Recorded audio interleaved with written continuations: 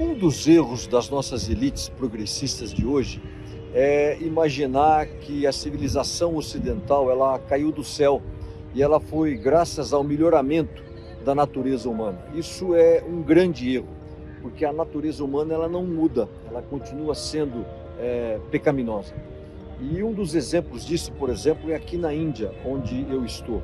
Durante muito tempo, as práticas hindus antigas, elas defendiam a queima viva das viúvas na pira funerária do seu marido. Era uma cerimônia chamada como sati, ou seja, toda viúva que perdia o marido, ela era obrigada a ser queimada no funeral do seu marido, ou às vezes ela era enterrada até viva pelo próprio filho.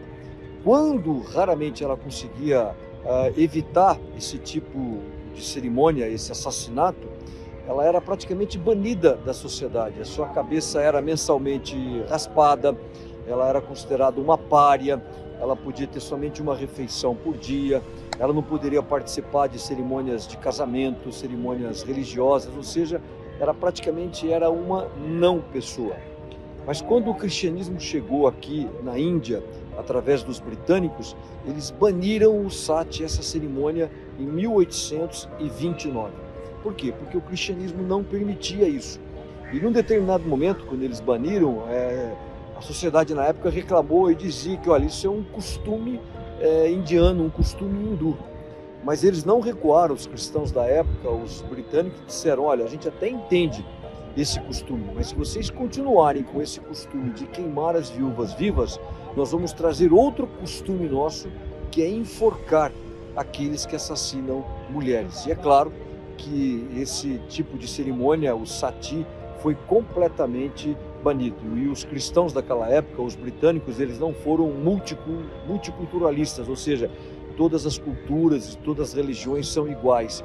Não, algumas coisas têm que ser mudadas. E não foi só na Índia, isso foi também na Escandinávia pré-cristã, isso aconteceu entre os chineses, entre os finlandeses, entre os maores na Nova Zelândia, até entre os índios americanos antes da chegada de Colombo.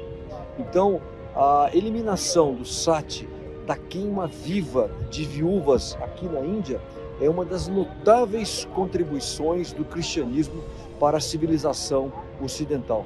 Aliás, também notável é a maneira como Jesus ele tratava as viúvas, como a gente vê ali em Lucas 7 com a viúva de Naim. Essa sim é uma contribuição para aqueles que acham que o cristianismo não é a pedra fundamental da civilização ocidental.